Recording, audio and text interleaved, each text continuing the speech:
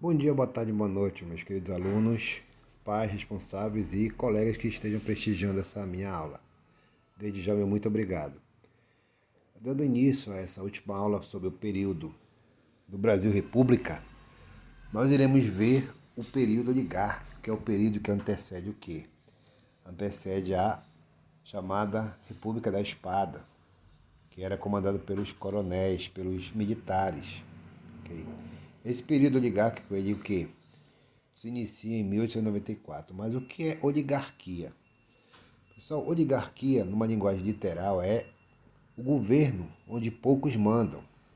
Que é óligo, deriva de quê? De poucos. Garquia é governo. Então, numa linguagem literal, seria governo de poucos. Ok? Esse governo se inicia na eleição do Prudente de Moraes para presidente. Mas vamos ter o que? Atenção a essas estruturas institucionais desse período, que eram baseadas na política dos governadores e na política do café com leite, tendo como base o sistema de poder chamado de coronelismo.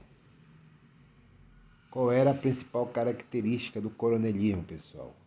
Era a corrupção eleitoral, aonde, através dos currais eleitorais, o eleitor era o quê? Era obrigado a votar no candidato que o coronel mandasse. O eleitor não tinha o quê? Não tinha o direito de escolher em quem ele queria votar. Ou ele votava no candidato do coronel ou ele sofria as consequências. Essa votação era chamada de voto de cabresto, onde você é obrigado a votar conforme a vontade do próximo, que era o coronel, e não pela sua. Como era essa votação, professor? Essa votação não era secreta como é hoje em dia. Era uma votação aberta, onde eu chegava na zona eleitoral e dizia: eu voto no Itamar para governador. E o mesário apenas assinava lá, marcava em quem eu votaria. Okay? Uma votação totalmente o quê, pessoal? Totalmente corrupta, totalmente fraudulenta. Okay? Essa era a base do período oligárquico. Imaginem se hoje em dia já tem o quê? Se hoje em dia já tem a suposta fraude, imagina esse período quando não tinha o quê? Não tinha uma fiscalização correta para acabar com essa corrupção eleitoral. Em que consistia a política dos governadores, pessoal? A política dos governadores era o quê? Era uma alternância onde os ditos coronéis, eles se entravam em acordo e se revezavam no poder. Deixa eu ver se dá para me dar uma. Vejam só. O presidente da República era eleito por quem? Nos seus currais eleitorais. Vejam só. Os currais eleitorais, eles elegiam os seus presidentes estaduais, formavam suas assembleias legislativas. Nos municípios, os coronéis era quem comandavam. Esses indivíduos estavam ligados a quem? Estavam ligados ao presidente da República, que tinha como obrigação dar o apoio para esses governadores, através da Câmara dos Deputados. Tinha que dar o apoio, o quê? A esses políticos que o levavam ao poder, que elegiam quem? Os presidentes da República. Quem fizesse oposição era o quê? Sofria o quê? Retaliação. Eram chamados, a chamada degola. Eram os deputados que eram degolados, que eram da oposição. Mas só que eles não eram degolados, eles sofriam o quê? Represária. Vejam só como era um esquema fraudulento. Nos estados e nos municípios, eles se articulavam para colocar no poder o seu presidente da República. Em contrapartida, o presidente dava regalias para esses estados. Os governadores entravam em acordo para votarem, para fazerem campanha para certo o quê? Certo presidente da República. Por isso que era chamada de política dos governadores, aonde eles tinham o quê? Tinham acordos políticos entre si para colocar alguém de sua vontade na presidência da República. Ok? Isso daí perdurou durante vários o quê? Vários anos. E até na atualidade ainda existe essa oligarquia na política brasileira, onde os partidos políticos entram em acordo e votam alguma lei ou então colocam algum político no poder. Essa é a política dos governadores. Ok? Diferente da política do café com leite, pessoal. A política dos governadores era uma política nacional. Era uma política que de ampla o quê? De amplo espaço, que pegava vários o quê? Vários estados. Já a política do café com leite era um acordo paralelo à política dos governadores. Garantia o quê? O controle político do país a duas cidades, a dois principais produtores, que eram os produtores de café e de leite, que eram de Minas Gerais e São Paulo. Vejam a charge irônica aí da época. De um lado, o cafeicultor, o produtor de São Paulo, e do outro lado, o produtor de Minas Gerais.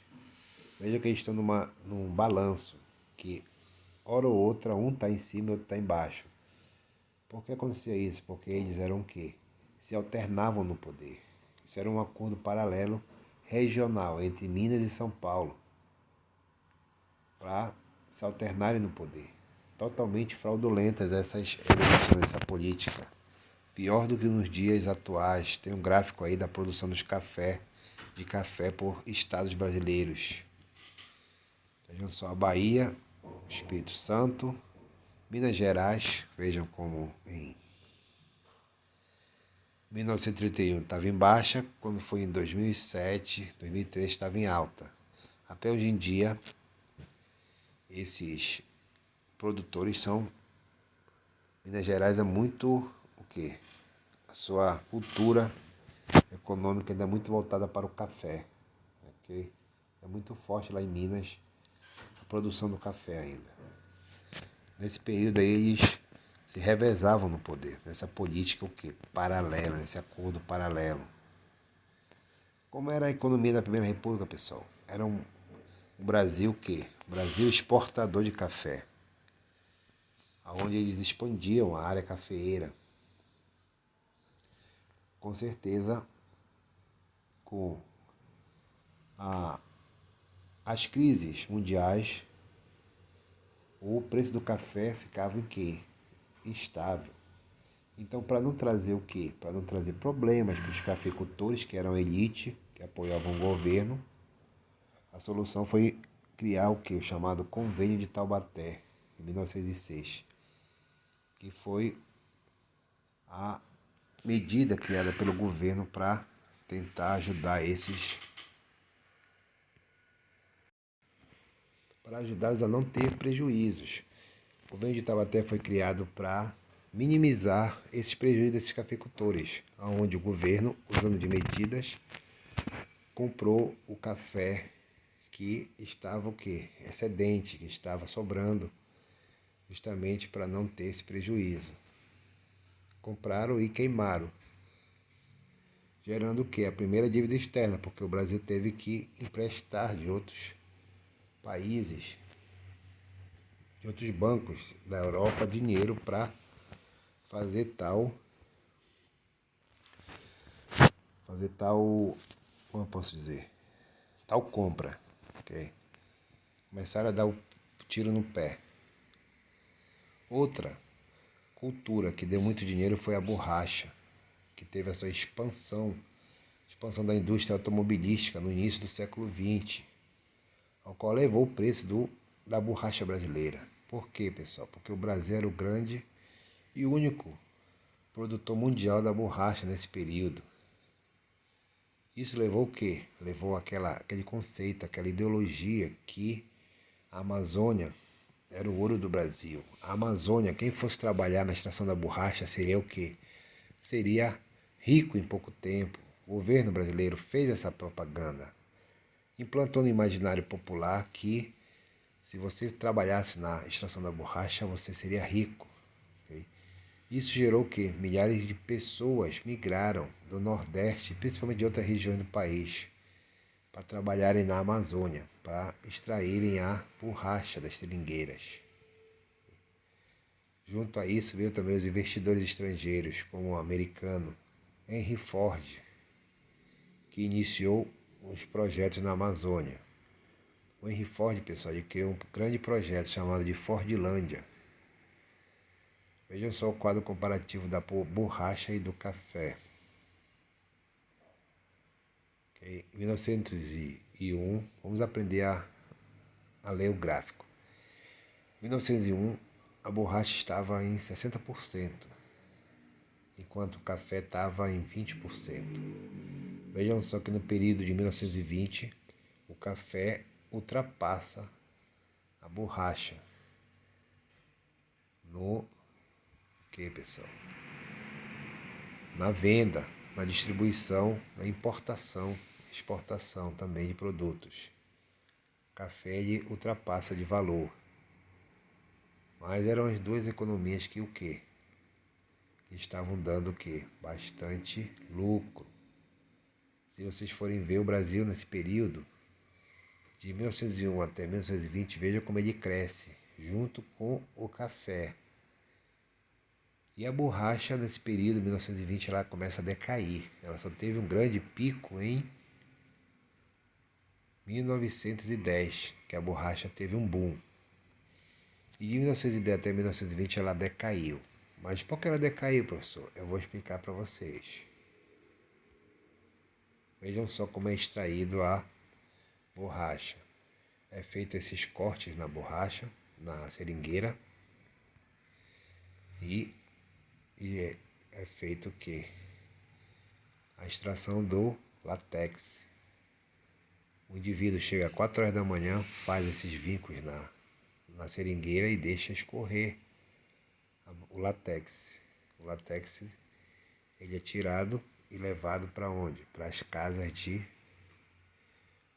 para onde se faz todo o preparo da borracha, a vulcanização chamada.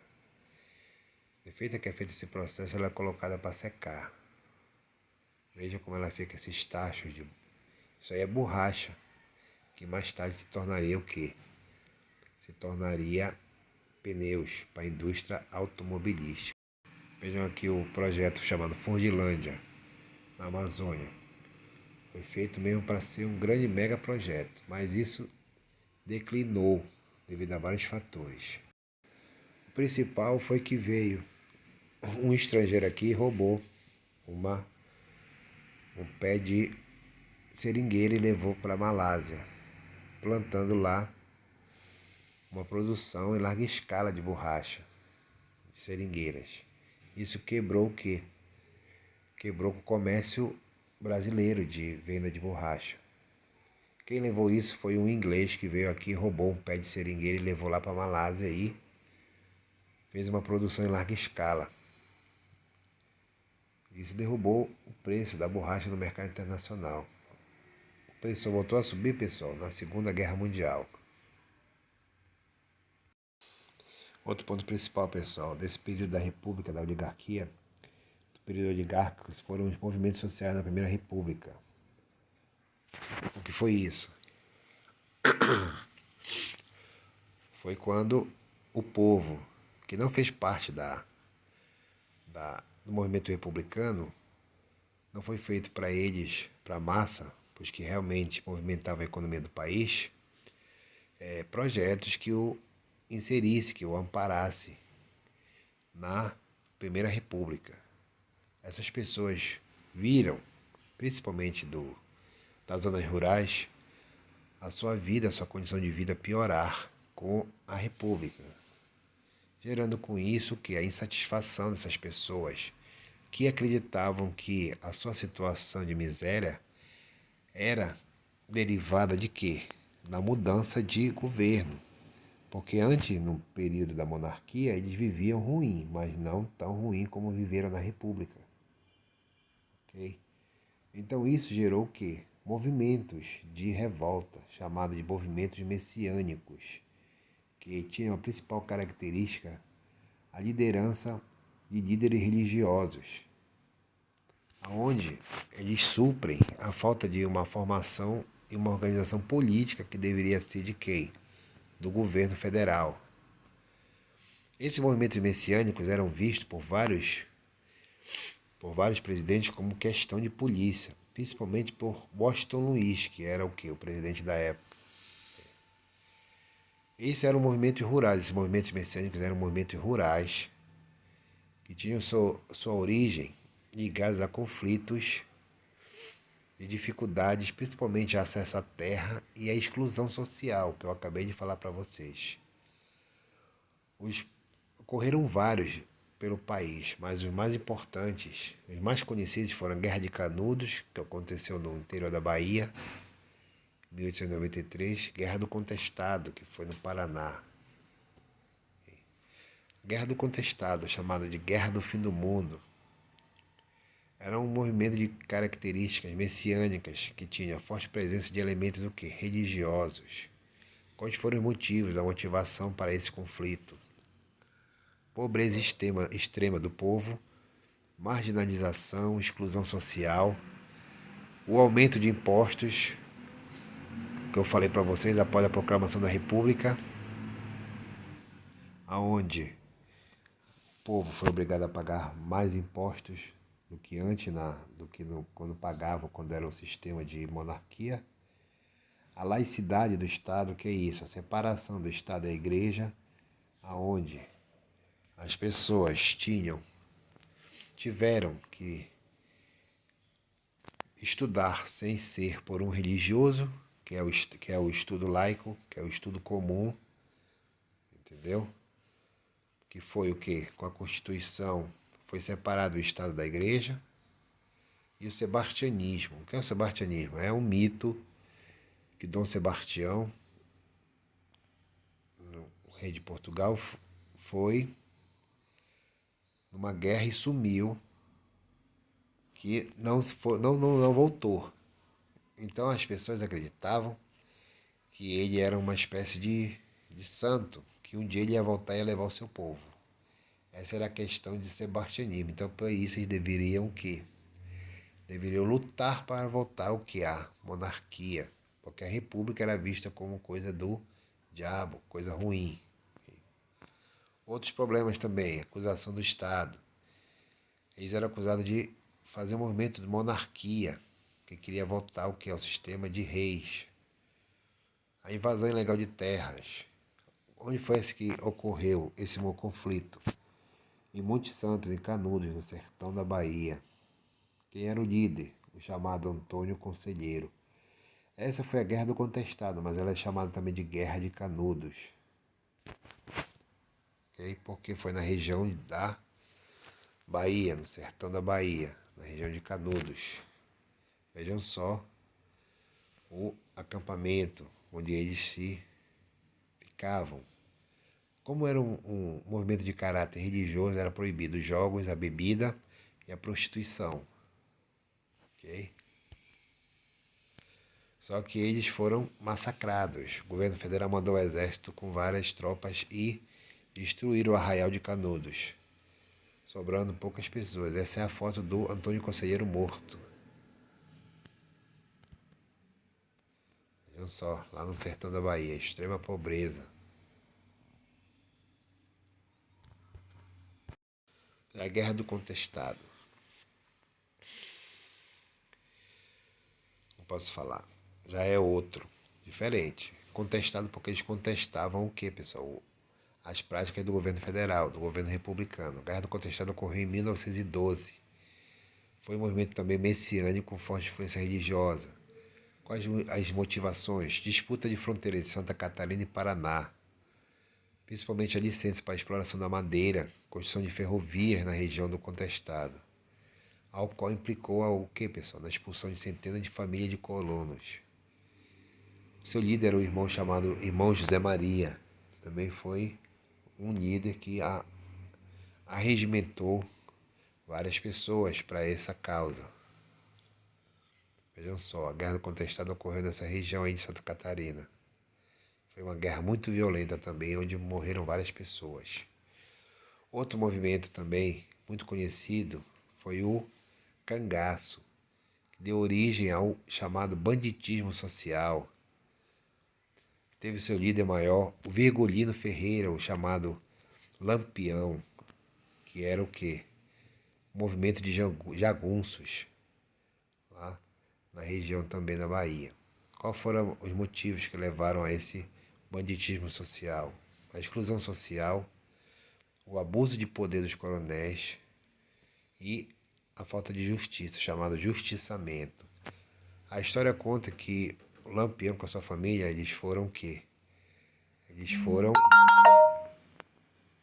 atacados e expulsos da sua região, da sua terra, por um dito coronel, por um fazendeiro. Ele queria as terras do Lampião e ele chegou lá e matou a sua família e tomou as suas terras. Isso levou o Lampião a se revoltar e a virar um bandido e atacar todos os coronéis que ele encontrava. Uma observação, pessoal. Esses chamados coronéis não eram militares. Eles tinham esse título. Por quê? Porque alguns deles fizeram parte mesmo do exército no período da monarquia, mas que já estavam aposentados na república. Então, continuaram com esses ditos. Muitos não eram coronéis, mas o coronel, nesse período, passava uma ideia de pessoas importantes, de pessoas ricas, de pessoas de poder. Então, ficaram taxados, todo grande fazendeiro era chamado de coronel.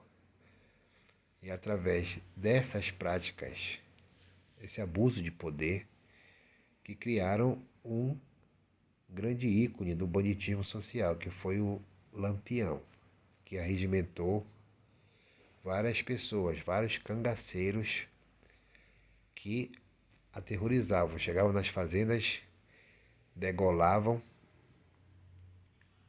os donos das fazendas, os ditos coronéis, e faziam as piores coisas. Ok? O Lampião tinha um cordão de orelhas, que cada coronel que ele pegava, ele matava e cortava a orelha. Vejam só. Só que eles também foram o quê? Foram repreendidos, foram massacrados pela polícia e pelo exército. Vejam a cabeça dos cangaceiros, colocadas em exposição no Museu da Bahia, lá em Juazeiro. Eles foram o quê? Foram atocaiados e foram mortos por um traidor que saiu do grupo deles e delatou a posição aonde eles se escondiam. Pessoal, os cangaceiros se escondiam não na cidade, se escondiam no mato, na caatinga, aonde tem o mato mais alto, que a polícia não entrava. Quando entrava, levava bala. Outro ponto que ajudou a destruir o movimento do cangaço foi a abertura de estradas. Foi o desenvolvimento urbano que levou o quê? Levou o Lampião e seu bando à morte, porque eles não tinham mais onde se esconderem. Junto a isso também, não só no campo, não só na zona rural que tiveram movimentos. Tudo isso contra a insatisfação do governo republicano. Existiram os movimentos sociais urbanos, que foi o movimento operário no Brasil, quando surge no final do século XIX, início do século XX, trazido com ideias com os imigrantes italianos, que vinham com uma ótica anarquista. Anarquista não no conceito de fazer bagunça, mas de ter um governo na mão dos trabalhadores, sem ter o governo central como mediador de tudo. Essas práticas anarquistas no Brasil, elas foram o quê? Elas foram disseminadas através das escolas, dos jornais, das associações e sindicatos.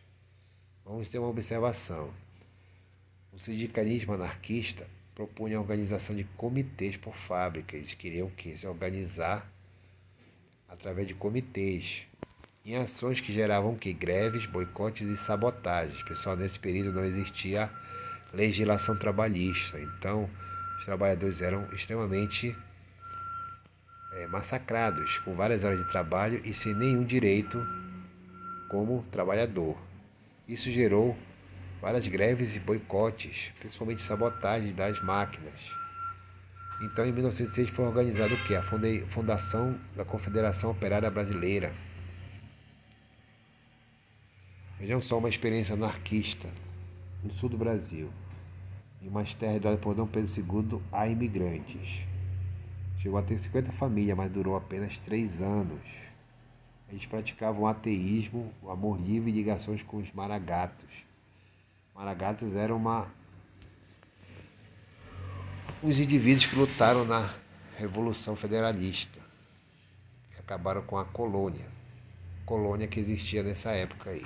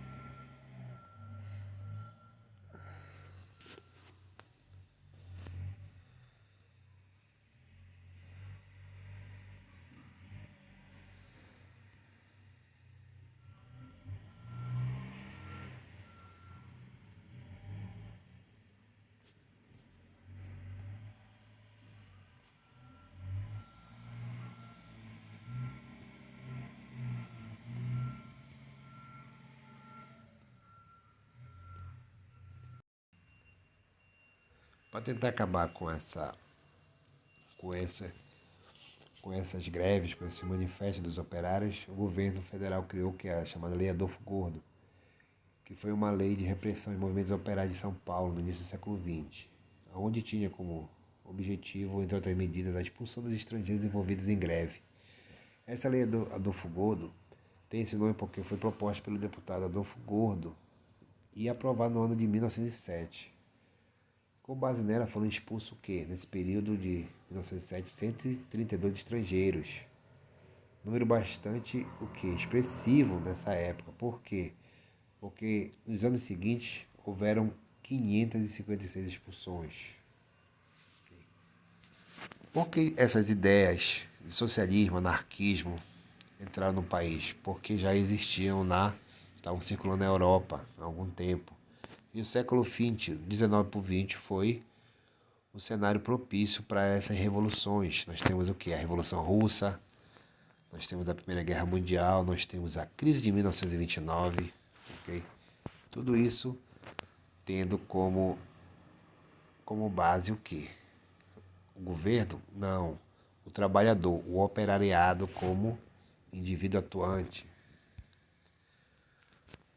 Em contrapartida, os operários iniciaram o que? A greve geral de 1917. Primeira grande greve geral no Brasil.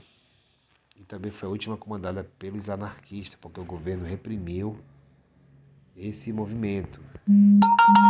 Esse movimento foi estimulado pelas notícias da Revolução Russa. No Brasil existia o que? A imprensa chamada imprensa libertária, que apresentava para a população essas notícias vindas da Europa. Ok? Qual foi o agravante? Foi a morte do operário José Martínez, que era um imigrante espanhol que estava nesse confronto, e entrou em confronto com a polícia e acabou morrendo.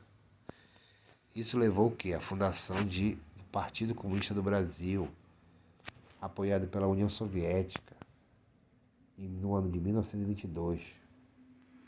A fundação desse partido, pessoal, levou a uma luta interna ao movimento operário dos comunistas contra os anarquistas. Ambos brigavam pelo poder para ver quem iria ascender politicamente no Brasil. Claro que com o apoio da União Soviética pelo Comitê, em pouco tempo os comunistas passam a controlar o que, pessoal? O movimento operário. Tendo a isso, nós temos em 1927 a fundação do BOC. O que é o BOC? É o Bloco Operário Camponês, que lançou representantes para disputar o quê? As eleições de 1927. Para tentar o quê? Tentar chegar ao poder. Pessoal, nada mais é do que uma briga de poder para ver quem comanda mais. Vejam só, no mesmo ano, esse BOC elegeu o quê? Um candidato negro, um operário negro, chamado de Minervino de Oliveira, para vereador no Rio de Janeiro. Só em 1930 que esse BOC foi o quê? Foi disputado as eleições, mas quando Vargas entrou no poder após a Revolução de 30, que é o nosso próximo assunto, ele dissolveu esse bloco operário. Ele prendeu e exilou vários líderes, incluindo esse Minervino de Oliveira. Vejam só o indivíduo aqui.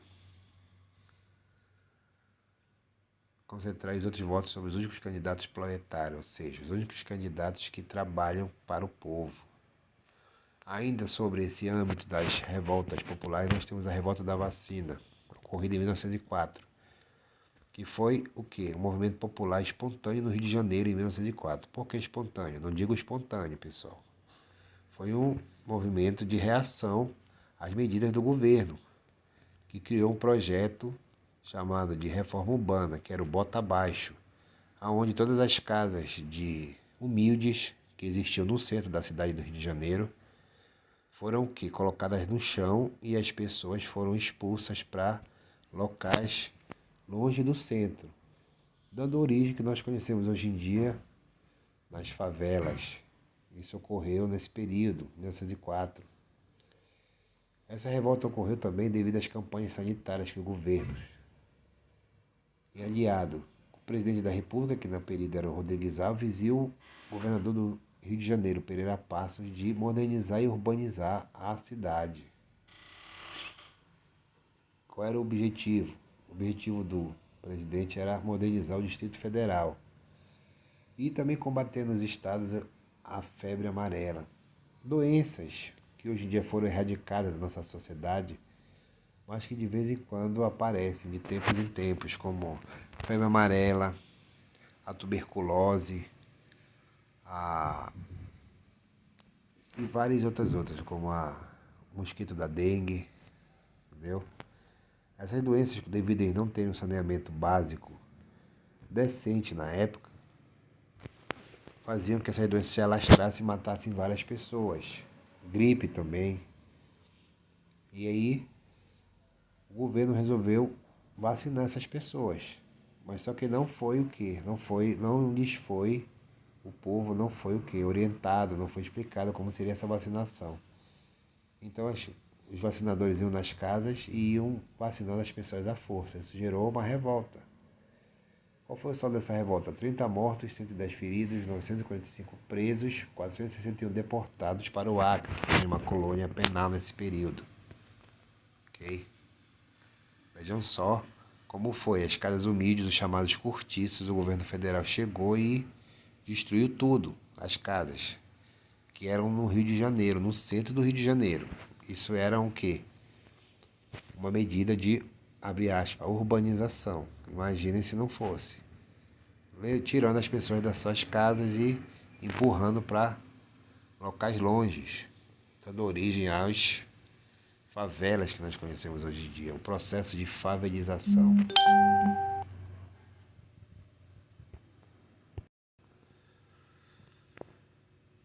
Vejam só as pessoas aqui na revolta da vacina, prontos para brigar com quem? Com a polícia, que queria que eles votassem. Imaginem, pessoal, início do século, existia uma outra cultura. Imaginem um indivíduo chegar com uma seringa e querer furar o teu braço, sem você saber o que significa. com certeza é de gerar revolta mesmo. Vejam só a charge da época, onde apresenta as pessoas sendo furadas no braço. Ok?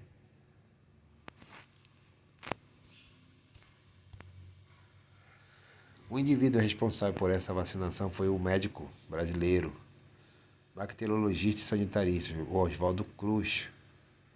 Aqui um pequeno histórico dele. Ingressou na faculdade de medicina em 1887, aos 15 anos. Fez 3 anos de estágio. Radicou a peste bubônica em Santos. O cara era inteligente, mas só que não teve o apoio do governo federal no sentido de informar a população.